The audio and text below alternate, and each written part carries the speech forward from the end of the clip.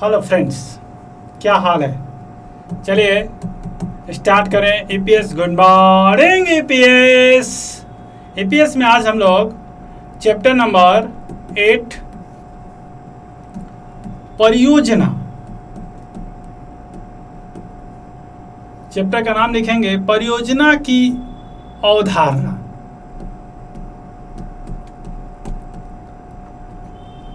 एवं नियोजन। देखिए, चैप्टर शुरू करने से पहले आपके मन में एक सवाल आ रहा होगा कि सर ये परियोजना क्या है। देखिए, आप डेली सुनते होंगे परियोजना। परियोजना का मतलब प्रोजेक्ट, जैसे रेलवे परियोजना, पुल परियोजना, कोई पुल बनाना उसके लिए परियोजना, कोई शादी का परियोजना। तो कोई भी व्यवसाय करने के लिए परियोजना तैयार करना पड़ता है जिससे हम उस व्यवसाय को अच्छे से कर सके। तो क्वेश्चन नंबर 1 यही है कि परियोजना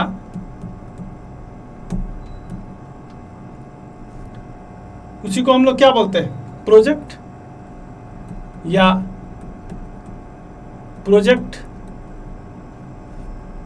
से आप क्या समझते हैं।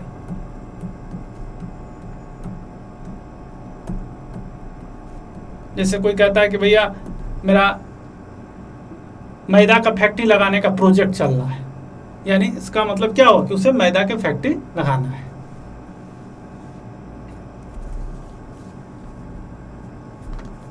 परियोजना के लिए कैपिटल की अत्यंत आवश्यकता होती है, पूंजी।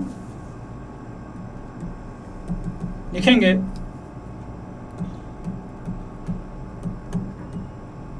परियोजना से आशय पूंजी का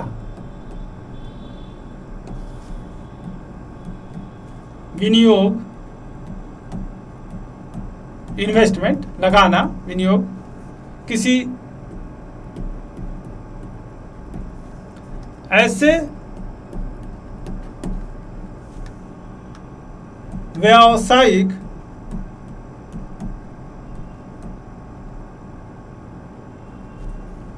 अवसरों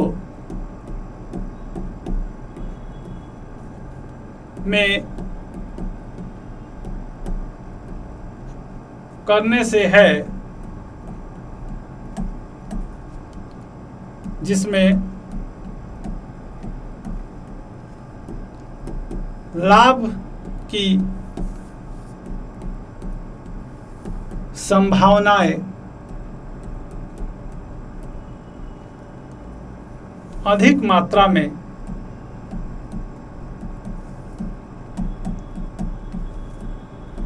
नजर आती है।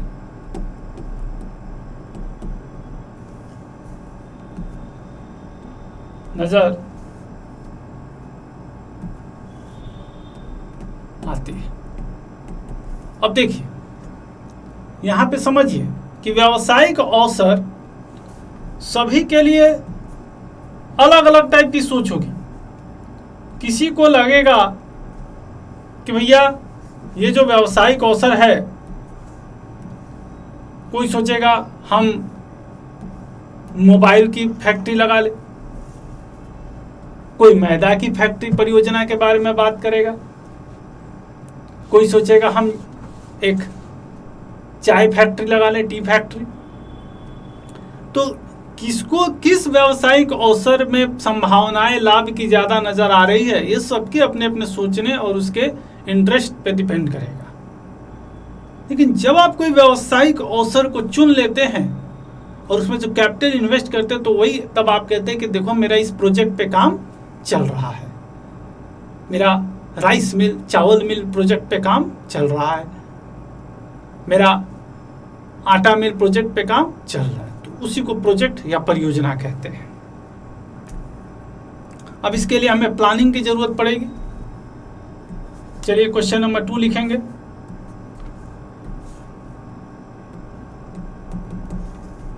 परियोजना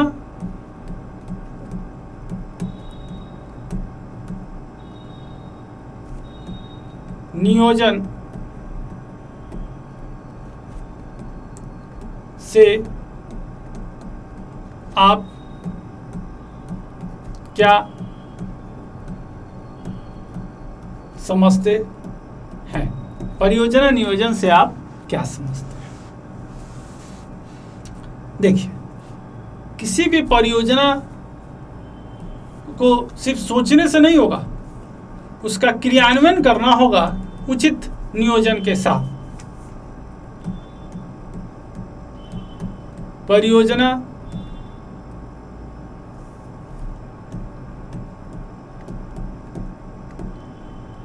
नियोजन से हमारा आशय किसी परियोजना के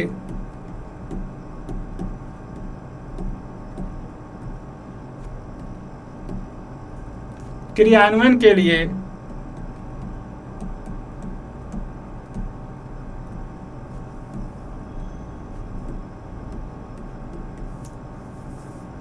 अनुमानित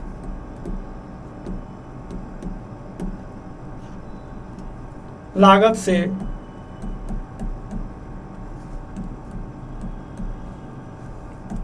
संभावित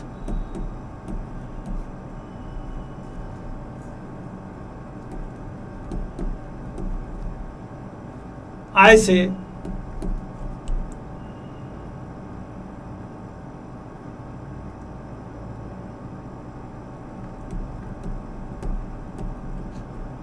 तुलना करके यह निर्णय लेने से होता है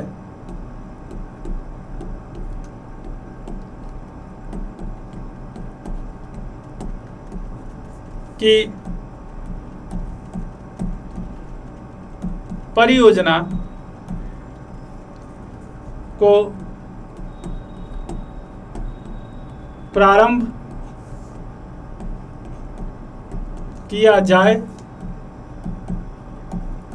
अथवा नहीं।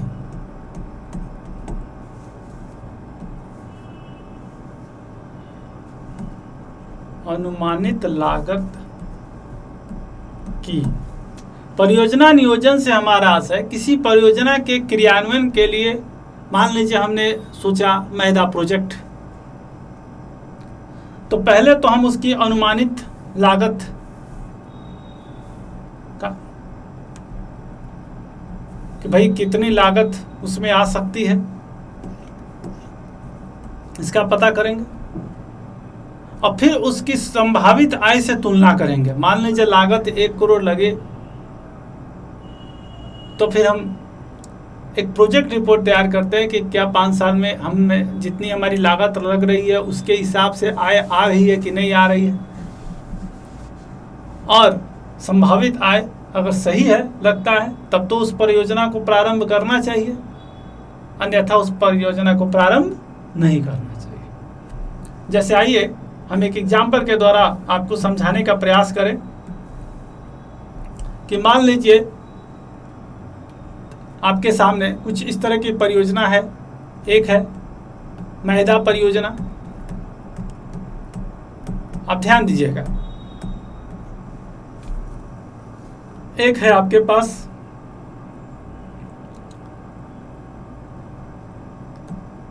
जूता परियोजना और एक है मोबाइल परियोजना।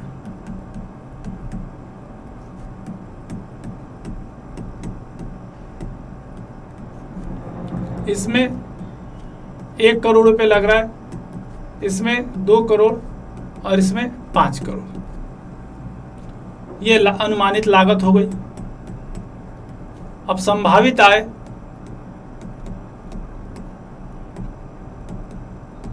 यहां 10 लाख रुपए साल के होने की संभावना है, इसमें 12 लाख रुपए होने की संभावना है और इसमें 30 लाख रुपए होने की संभावना है। अब यहां दीजिए 1 करोड़ पे 10 लाख, परसेंटेज निकालेंगे तो 10%। यहाँ 2 करोड़ पे 12 लाख 6%, और यहाँ 5 करोड़ पे 30 लाख 6%। अब बताइए कि यहाँ पे आपको कौन सा परियोजना सबसे अच्छा लग रहा है। सर मैडा परियोजना। हाँ, इसी तरह से डिसीजन होती है, क्योंकि यहाँ देखिए 10% की संभावित आय है। तो ये होता है अनुमानित लागत और संभावित आय की तुलना करना, और फिर डिसाइड करना कि हमें कौन सा परियोजना करना चाहिए, या वो परियोजना जो हमने सोचा उसे करना चाहिए या नहीं करना चाहिए। ठीक है, चलिए आगे चलते हैं हम लोग क्वेश्चन नंबर 3 में।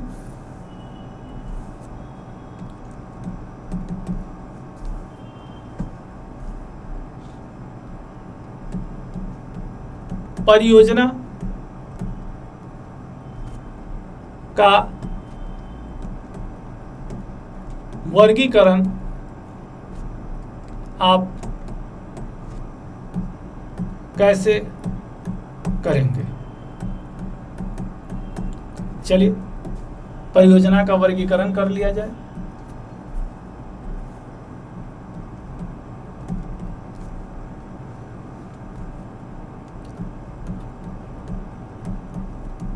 परियोजना का वर्गीकरण निम्न आधार पर किया जा सकता है। आइए, पहला विस्तार परियोजनाएं, जो विस्तार के लिए होती है।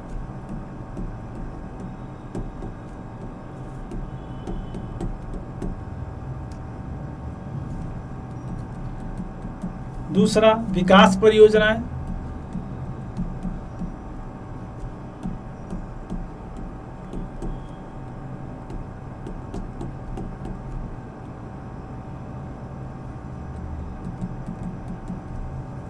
तीसरा पुनर्स्थापन,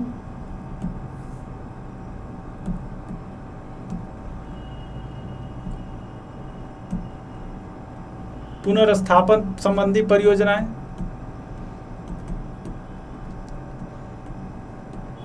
पुनर्स्थापन के लिए होती है। मान लीजिए किसी फैक्ट्री में कोई प्लांट बहुत पुराना हो गया, नया प्लांट लगाना है, सुधार परियोजनाएं सुधार करने के लिए होती है।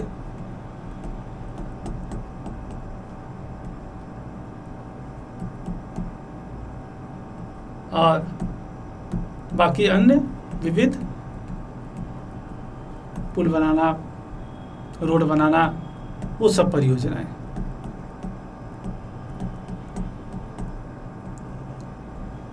परियोजना और प्रोजेक्ट एक ही चीज होता है। तो ये परियोजना की वर्गीकरण है।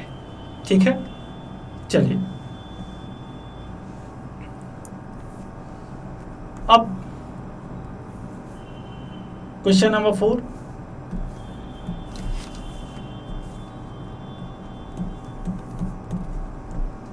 परियोजना निर्माण के विभिन्न चरण अथवा अवस्थाएं का वर्णन करें। परियोजना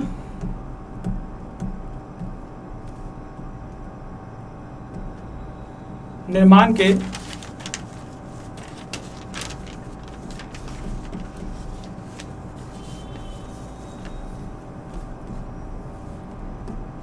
विभिन्न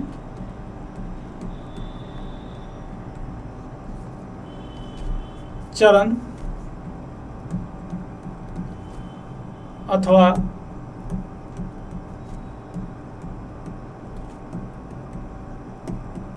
अवस्थाएं का वर्णन करें। परियोजना निर्माण के विभिन्न चरण, स्टेप बोलते हैं इसको।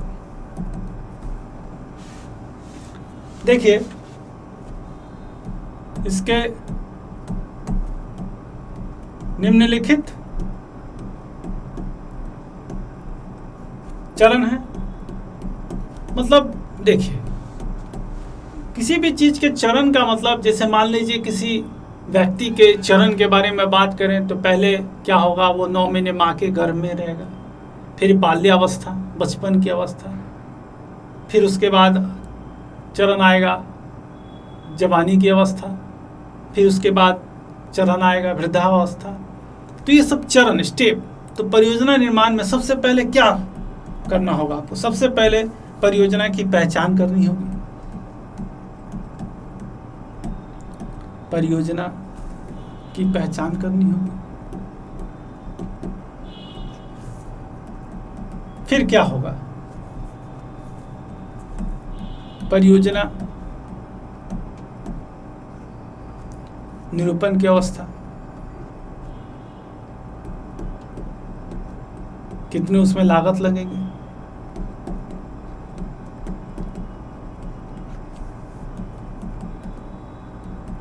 फिर परियोजना मूल्यांकन, अभी अभी मूल्यांकन करके दिखाया था आपको, अनुमानित लागत से संभाव्य आय की तुलना, फिर उसके बाद चयन, जैसे चयन किया था मैंने मैदा वाला, परियोजना का चयन, फिर परियोजना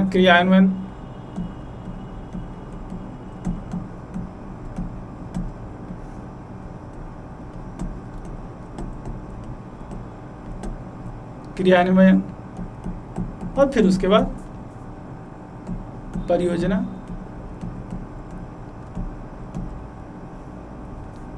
समारंभ की अवस्था। तो ये परियोजना निर्माण के विभिन्न 6 अवस्थाएं हैं। तो ठीक है, चलिए नेक्स्ट क्वेश्चन करें। आइए क्वेश्चन नंबर 5।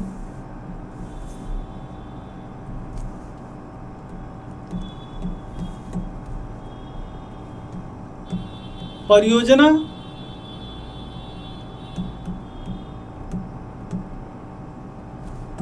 का चयन, किसी भी परियोजना का चयन किस प्रकार किया जाता है?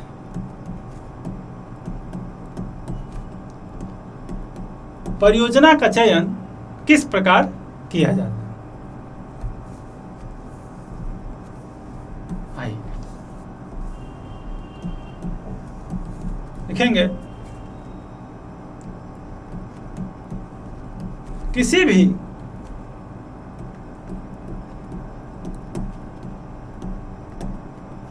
परियोजना का चयन उसके उपलब्ध साधनों, कितना आपके पास पूंजी की उपलब्धता है, एवं उद्देश्य क्या है आपका, उद्देश्यों के अनुरूप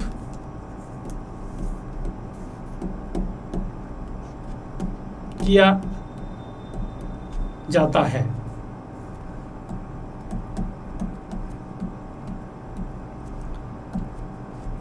तथा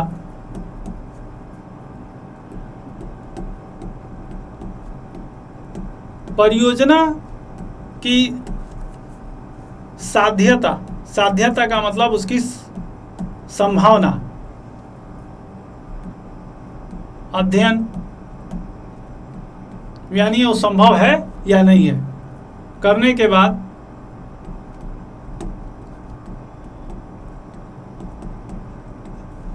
पूंजी विनियोग का निर्णय लिया जाता है।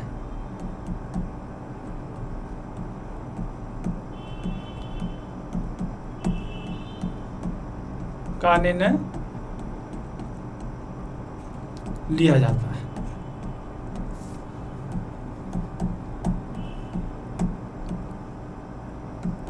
एवं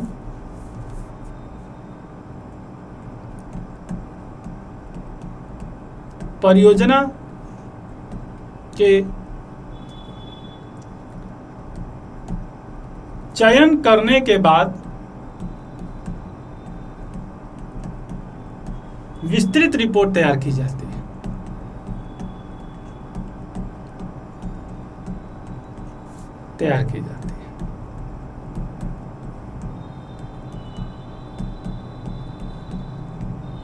ठीक है, तो परियोजना का चयन, आपके पास उपलब्ध साधन कितना है, आपके उद्देश्य क्या है, उसके अनुरूप किया जाता है। उसकी साध्यता अध्ययन की जाती है कि वो संभव है या नहीं है। उसकी अनुमानित लागत से उसके संभाव्य आय का पहले तुलना करके तब पूंजी विनियोग का निर्णय लिया जाता है और इसकी एक विस्तृत रिपोर्ट तैयार की जाती है। ठीक है, चलिए क्वेश्चन नंबर 6, परियोजना क्रियान्वयन से आप क्या समझते हैं?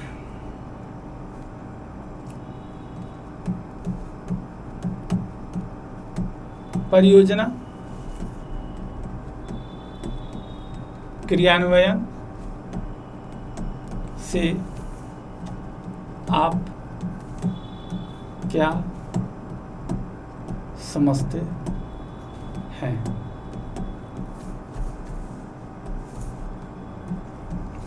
मतलब परियोजना को चालू करना,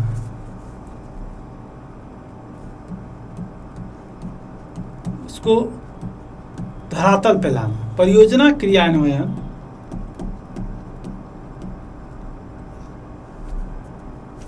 परियोजना का क्रियान्वयन गहन छानबीन, सब कुछ देख लेना पड़ता है पहले। ऐसा ना कि एक बार पूंजी लगा दीजिए उसके बाद आप कुछ नहीं कर पाएंगे, के बाद किया जाता है।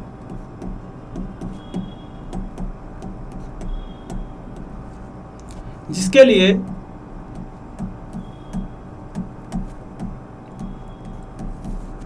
विस्तृत कार्य योजना तैयार की जाती है।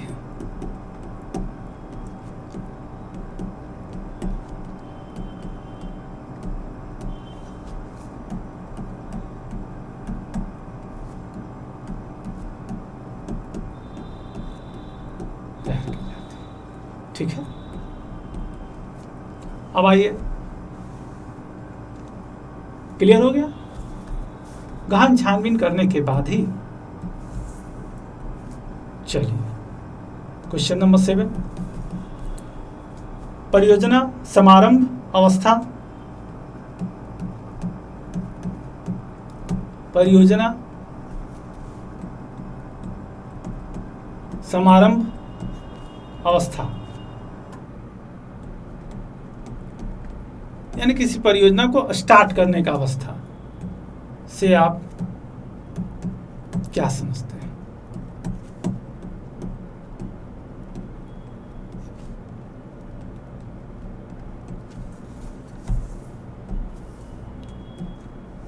देखिए, परियोजना समारंभ अवस्था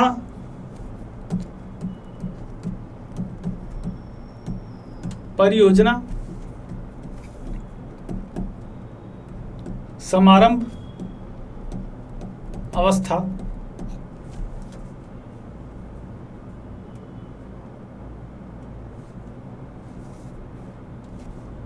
से आशय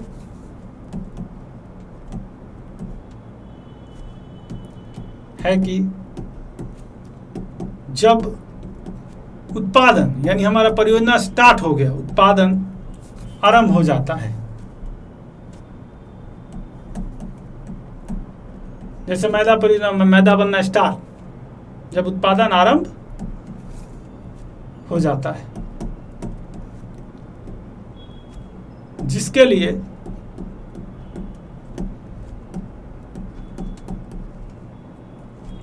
परियोजना की स्थापना की गई थी।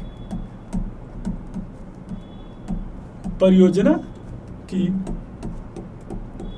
स्थापना की गई थी, मतलब वो स्टार्ट हो जाए, मतलब आपकी फैक्ट्री स्टार्ट हो जाए, उसी को बोलते हैं परियोजना समारंभ अवस्था।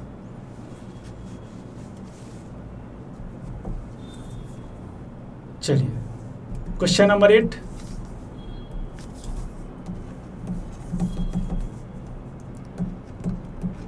परियोजना पहचान से आप क्या समझते हैं?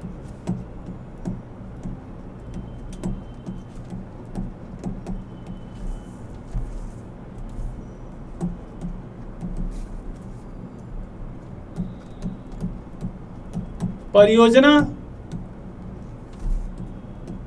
पहचान विनियोजन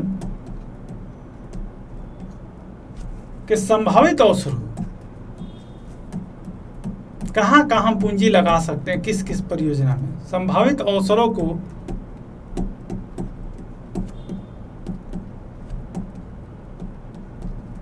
ज्ञात करने के उद्देश्य से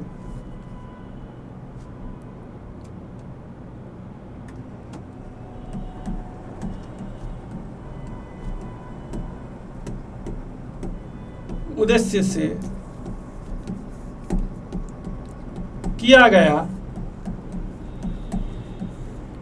आर्थिक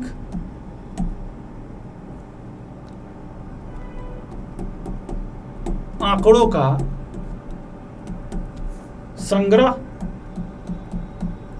एवं विश्लेषण है। मतलब जैसे मान लीजिए हमारे पास 10 करोड़ रुपए पूंजी है, तो हमें परियोजना की पहचान करनी होगी कि 10 करोड़ के लिए सबसे बेहतर कौन सी परियोजना हो सकती है। इसके लिए विभिन्न परियोजनाओं के आर्थिक आंकड़ों का संग्रह करेंगे, कौन कौन सी परियोजना है उसका विश्लेषण करेंगे कि उसमें कितने कितने संभावित आय हैं, जिससे हम किसी एक परियोजना तक पहुंच सके। व्यवहार्यता अध्ययन क्या होता है? परियोजना व्यवहार्यता अध्ययन, तो व्यवहार्यता अध्ययन का मतलब कि क्या वो चीज जो हम सोच रहे हैं वो व्यवहारिक है, क्या वो संभव है, इसको चेक करने को हम लोग व्यवहारिकता अध्ययन कहते हैं। तो इस तरह से ये चैप्टर कंप्लीट हुआ। आप लोग होमवर्क को जरूर असाइनमेंट पे अपलोड करेंगे। Thank you friends.